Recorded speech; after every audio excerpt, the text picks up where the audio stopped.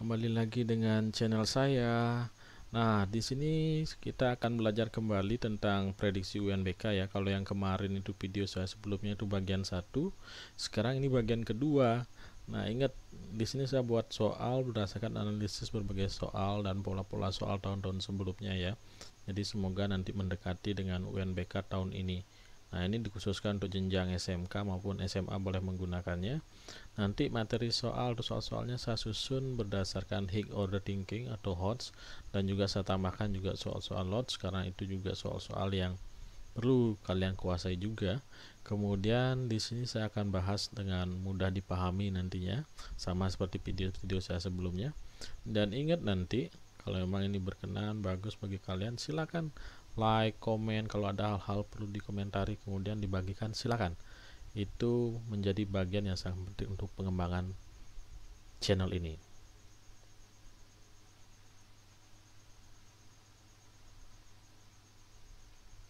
Baik, nanti untuk mendapatkan konfirmasi langsung di HP kalian maupun di laptop kalian ketika ada video baru di channel ini, silakan klik subscribe ya, silakan.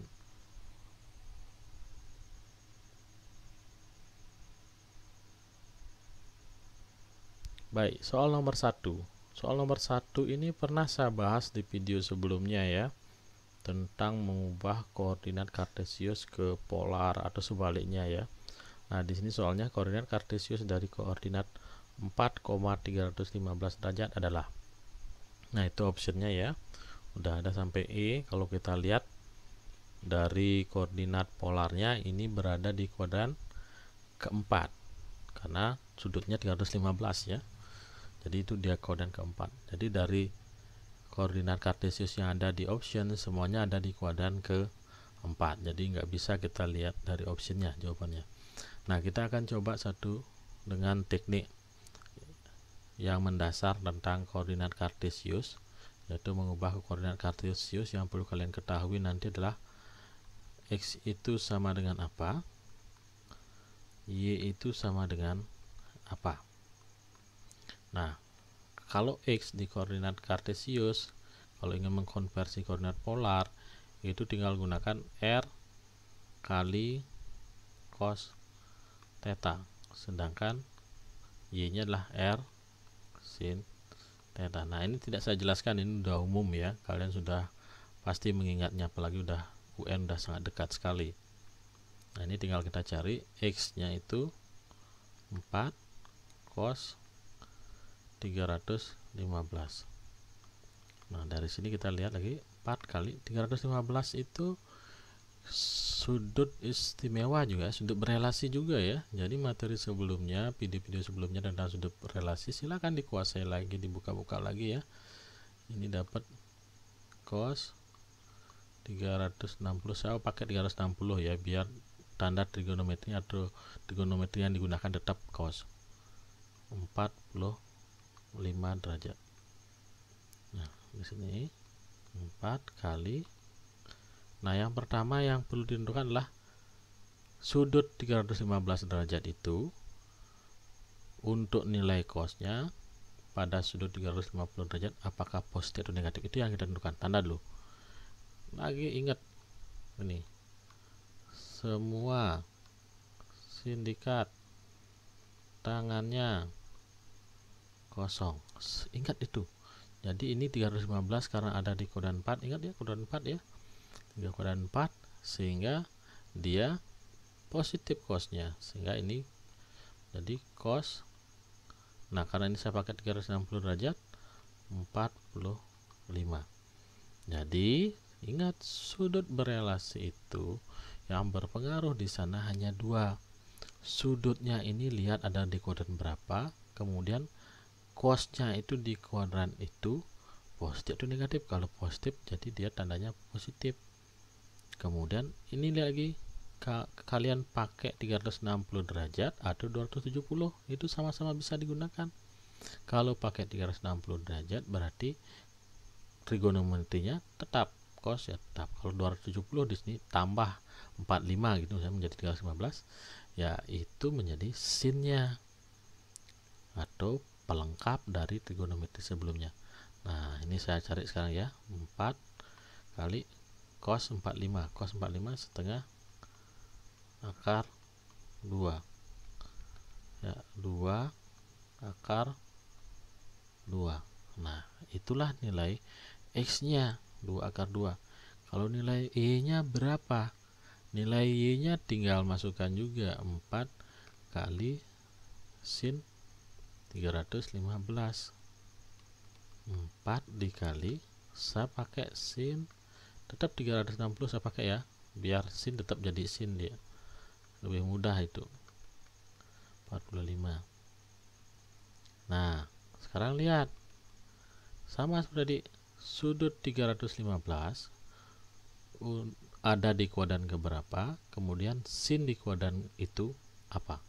315 itu ada di kuadran 4, sin di kuadran 4 ya negatif, sehingga 4 kali negatif. Nah, negatif ya hasilnya ya, karena kita pakai 360 derajat berarti tetap sin, tinggal ambil yang belakangnya 45 derajat, sehingga ini 4 kali, ini min ya, sin 45 itu min setengah akar 2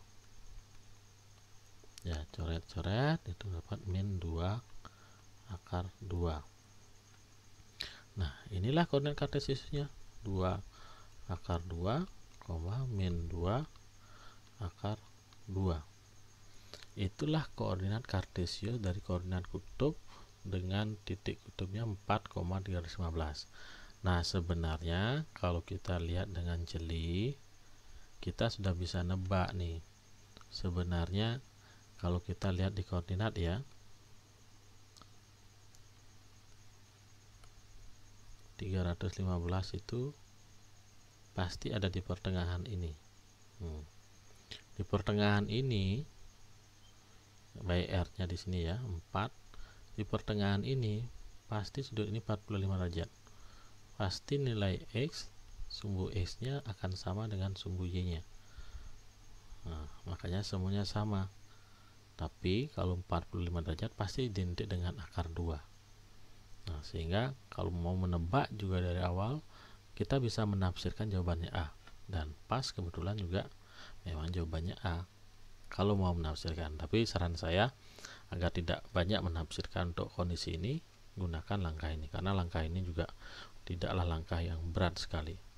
Dan ingat lagi sekali, sudut berelasi ini, ingat, ini penting sekali untuk kalian nih. Makanya saya buatkan video khusus untuk sudut berelasi. Gimana sih cara ingatnya, dari mana asalnya, saya buatkan. Coba cek lagi sekali ya, perdalam lagi, pelan-pelan dengarkan videonya. Saya yakin kalian akan menemukan polanya. Cukup 2 hal yang diperhatikan. Baik, itu soal pertama. Soal yang kedua. Nah, ini Anggun memotong seutas tali untuk kerajinan dengan pola barisan aritmatika. Panjang potongan pertama dan kedua yakni 21 cm dan 28 cm, serta panjang potongan terakhir 112 cm. Anggun membutuhkan 15 potongan tali dengan pola pemotongan tersebut. Nah, Anggun ingin membuat 15 potongan ya. Bagaimana harusnya Anggun? Nah, Anggun terakhir udah motong sampai di 112 cm, sedangkan Anggun butuh 15 potongan. Jadi apakah perlu, nah kalau opsinya tidak perlu motong lagi, atau perlu motong tali lagi sekali, perlu motong tali lagi 2 kali, 3 kali, atau 4 kali. Nah, ini termasuk soal yang hot ya, menggunakan logika sederhana juga ya. Nah, di sini yang perlu dikuasai adalah tentang barisan aritmatika. Kalau di video sebelumnya saya membahas tentang barisan atau deret geometri. Nah, kalau barisan aritmatika tentu pembedanya adalah ada beda di sini. Yang perlu diingat adalah UN-nya, karena ini terkait, semua masih terkait dengan UN. UN atau suku ke N, rumus suku ke N, ingat, A tambah N-1 B. Nah, itu kalau melihat polanya, U1 sama dengan 21, U2 sama dengan 28, dan U tertentu ya, UN kita belum tahu N keberapa itu 112. Dari sini kita udah bisa lihat U1 itu A nya selisih 28 dengan 21, karena kita udah tahu dia barisan aritmatika, berarti kita dapat bedanya itu adalah 28 kurangi 21 sama dengan 7, A-nya itu 1 dan sini lagi 21. Nah, dari sini kita sekarang bisa menentukan UN atau suku yang panjangnya 112 itu kira-kira N yang keberapa. Nah, ini kan Anggun ingin membuat 15 potongan. Apakah sudah nyentuh di N 15 atau potongan ke-15 yang 112 ini ataukah belum? Nah, kita uraikan sekarang. 112 sama dengan UN-nya ya. A 21 N-1 itu ya tetap N-1, B-nya adalah 7 kalikan 7. 112 kurangi 21 ya. Ini ya ke depan ya, bawa ke depan, sehingga 112 kurangi 21 itu adalah 98 ya.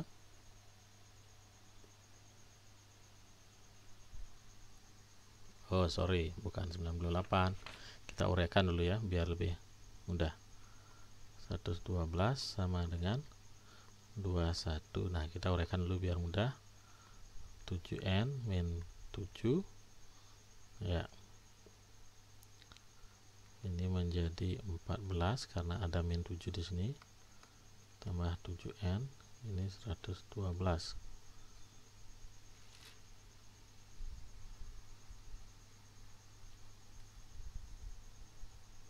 Nah, sehingga menjadi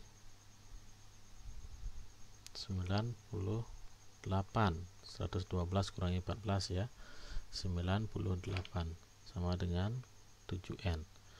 N sama dengan, nah N sama dengan berapa? Ya, N sama dengan 14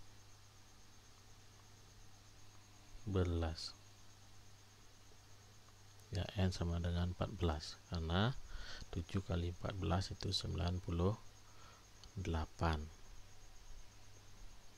Nah, sehingga sebenarnya si Anggun ini baru motong tali atau suku barisannya itu baru sampai 1, 2 sampai N-nya tadi yang kita temukan 14. Sedangkan Anggun ingin membutuhkan 15 potongan, jadi Anggun perlu memotong lagi 1 kali potongan ya, tentu dengan pola aritmatika. Ya, jawabannya ini perlu motong tali lagi sekali. Nah, itu ya. Jadi jenis soal ini juga bisa dikategorikan soal HOTS, tapi tipikal soal HOTS seperti ini adalah HOTS yang lebih cenderung ke arah kehidupan sehari-hari. Nah, bisa dicermati ya.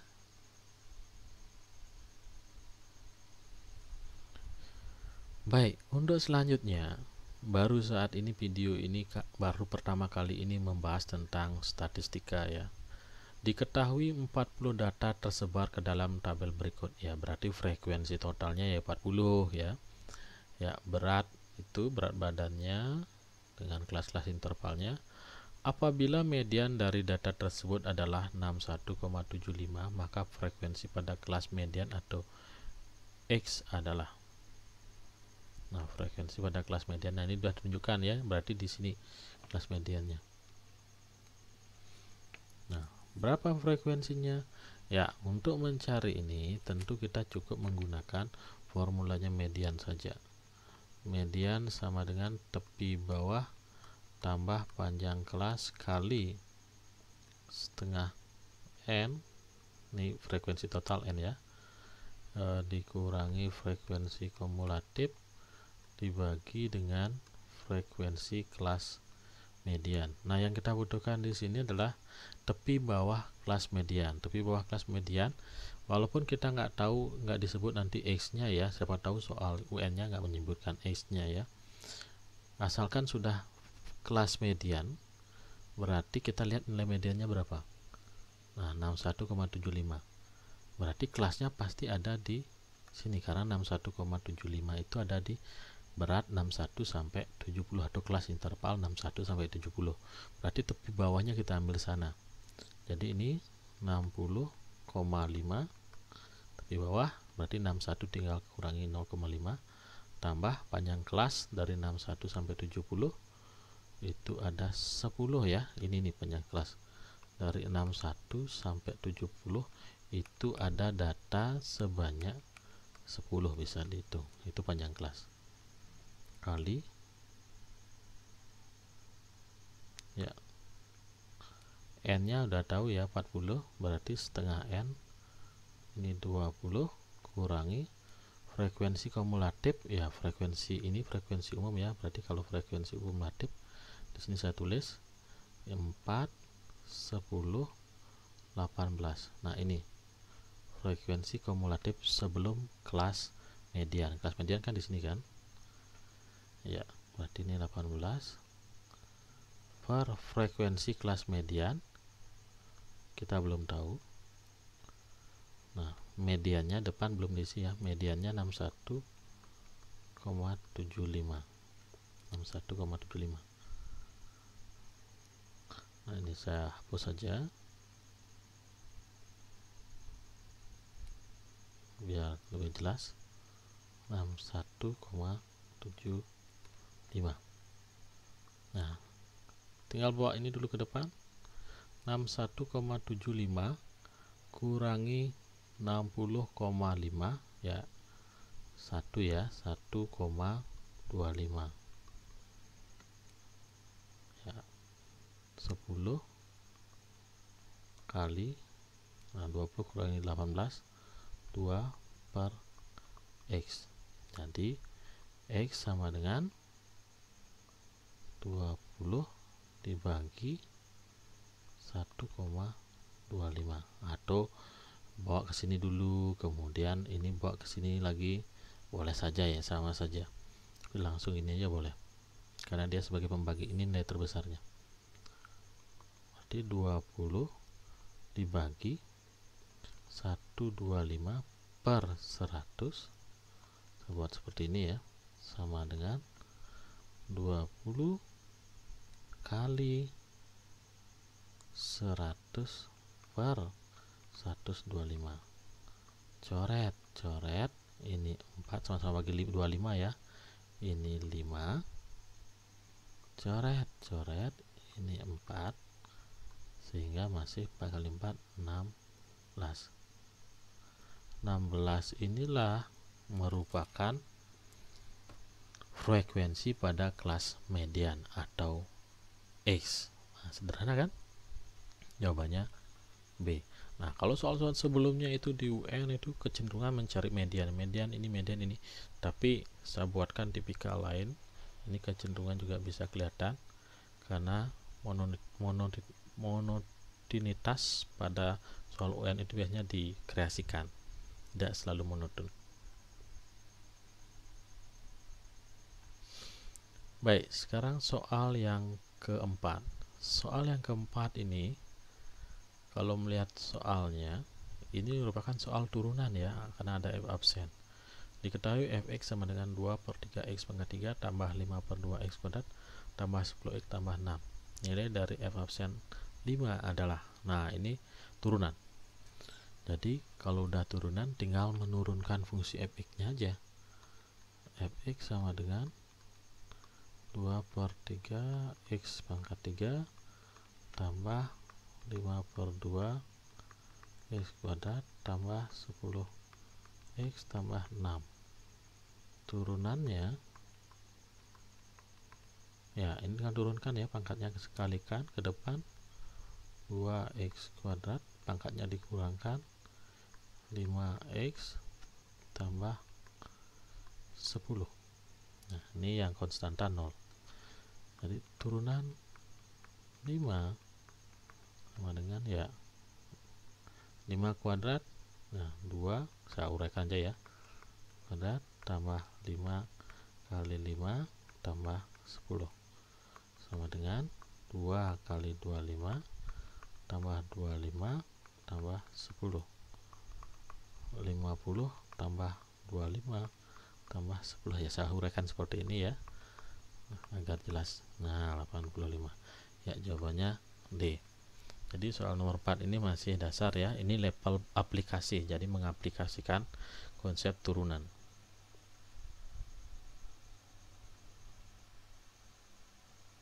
Baik, sekarang soal kelima terkait dengan logika matematika. Diberikan premis-premis sebagai berikut. Premis 1, jika Anggun sehat, maka ia bermain. Premis 2, jika Anggun tidak tertawa, maka dia tidak bermain. Premis 3, Anggun sehat. Kesimpulan yang sah untuk premis-premis tersebut adalah, nah, kalau di logika matematika, kalian boleh menggunakan konsep nalar sehari-hari, tapi saya sarankan gunakanlah pola yang ada di matematika, karena emang di logika matematika berbeda sedikit dengan logika sehari-hari. Dia sudah menggunakan logika pasti, mirip seperti logika yang digunakan di pembuatan algoritma atau bahasa pemrograman. Nah, di sini yang perlu diperhatikan, kalau kalian menggunakan logika sehari-hari, maka jawaban kalian bisa saja, karena premis terakhir Anggun sehat, kalian temukan premis pertama ada Anggun sehat juga, jadi kemungkinan besar kalian akan jawab ia bermain, atau jawabannya A. Tapi sebenarnya kalau menggunakan logika matematika, di logika matematika itu berbeda. Kalau logika matematika kita akan gunakan model matematikanya. Contoh, jika Anggun sehat itu kita anggap P, maka ia bermain kita anggap Q, maka nomor premis pertama itu seperti ini. P maka jika P maka Q. Premis kedua, jika Anggun tidak tertawa, maka ia tidak bermain. Nah, logikanya ini misalnya, karena isi tidak kita sebut tidak R aja ya. Kemudian ia tidak bermain. Bermain tadi kan sudah Q ya, berarti tidak Q. Berarti yang kedua kita tulis ya, tidak R maka tidak Q. Yang terakhir Anggun sehat. Yang terakhir P. Sehat ya, sama seperti di sini. Nah, untuk mengerjakan soal seperti ini, kalian harus cari dulu yang pertama simpulan dua premis apa. Baru setelah dapat simpulan dua premis itu, simpulannya dua premis itu apa, simpulkan dengan premis ini. Nah, coba lihat. Premis pertama dan premis kedua tentu tidak bisa kalian kerjakan, karena kalian punya senjata untuk menarik kesimpulan hanya 3. Silogisme, ponen, dan tolens. Silogisme ya polanya seperti ini. Q, Q, R, maka simpulannya P, R. Kalau ponen P, Q, ini ponen ya, P, Q, P, simpulannya Q. Kalau tolen yang lagi satu, P, Q, tidak Q, maka tidak P. Nah itu. Jadi untuk ini berarti kalian melihat kondisi pertama dan kedua bentuknya implikasi-implikasi, pasti arahnya ke sini. Cuma kalian harus menyamakan jenis premisnya. Nah, maksud saya seperti ini. Premis 1 kedua ya. Bisa tulis di sini. Kemudian premis kedua maka Q. Nah, sebenarnya premis pertama masih tetap saya tulis. Premis kedua ini sama dengan maknanya dengan kontraposisinya, yaitu kontraposisinya adalah tidak Q, tidak R, atau sama dengan Q maka R. Sama itu. Ini sama dengan ini, sama dengan ini, sama dengan ini. Kalau sudah kondisinya seperti ini, bisa menyimpulkan kan? Jika P maka Q, jika Q maka R, maka simpulannya premis 1, premis 2 adalah jika P maka R, menggunakan silogisme. Jadi apa yang kalian butuhkan mengerjakan ini? Yang ini buatlah kontraposisinya. Kenapa kontraposisi? Kenapa kontraposisi? Karena kontraposisi bernilai sama dengan bentuk awalnya. Ini bentuk awalnya. Sehingga kontraposisinya ya, kalau kalian cermati lagi, kalau ada P maka Q, maka ini kontraposisinya adalah tidak P maka tidak Q maka tidak P, yang mana ini dan ini ekuivalen atau sama nilai kebenarannya. Nah, sehingga kita udah dapat kesimpulan premis 1 dan premis 2. Simpulannya adalah P, jika P maka R. Sekarang baru gabungkan dengan premis 3. Premis 3 P, berarti kita menggunakan modus ponen. Jika P maka Q, P maka jawabannya Q, maka jawabannya R. Jawabannya R. R itu yang mana? R itu adalah ini. Anggun tidak tertawa adalah tidak R-nya, berarti anggun tertawa adalah R-nya. Jadi jawabannya adalah ini. Baik. Soal nomor 5 adalah logika matematika. Di sini kecenderungan siswa, adik-adikku semua, kecenderungan banyak siswa yang sering salah di sini. Jadi untuk menarik kesimpulan, saran saya yang perlu kalian kuatkan adalah 3 jenis penarikan kesimpulan. Ini ponen, dan lagi satu tolens. Modus logisme, modus ponen, modus tolen. Yang kedua yang perlu kalian kuatkan adalah kalian harus tahu yang namanya ekuivalensi, atau sama dengan atau sejenis. Kalau tidak R maka tidak Q, maka sejenisnya bisa tinggal balik dan isi tidak seperti ini. Dan jeli harus melihat kalau premis 1 jika maka, implikasi premis 2 juga jika maka, berarti kecenderungan yang digunakan pasti silogisme dulu untuk menyelesaikan premis 1 dan premis 2. Premis 3 dia berdiri sendiri, apalagi dia kembali ke anggun sehat atau P, berarti pastilah dia adalah menggunakan modus ponen.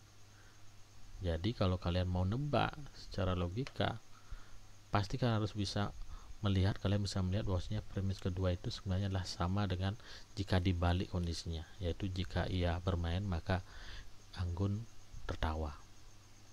Karena mau nggak mau kalau udah ada premis 3 seperti ini, pasti premis kedua itu dan pertama itu diselesaikan dengan silogisme. Nah, itu dulu sedikit ya. Nanti untuk logika matematika saya akan perdalam lagi, karena di sini kecenderungan sering keluar soalnya, kemudian kecenderungan kekeliruan di sini juga sering dan besar. Nah, baik adik-adikku semua, terima kasih. Sekian video saya untuk prediksi UNBK bagian kedua. Kombinasi soalnya hot, lot, dan juga saya coba agar mudah dipahami. Dan jenjang ini adalah untuk SMK. Dan ingat nanti ya, untuk mendapatkan konfirmasi langsung nanti di HP, di laptop, memudahkan kalian, ya silakan subscribe channel ini ya. Nah, channel ini saya sebut dengan nama saya ya, tapi nanti saya akan kembangkan, atau tujuan utama adalah mengembangkan channel yang namanya matematika simple, sederhana ya. Matematika itu sederhana. Baik, terima kasih adik-adikku semua. Semoga video kali ini membantu kalian. Ini adalah prediksi UNBK yang bagian kedua. Terima kasih.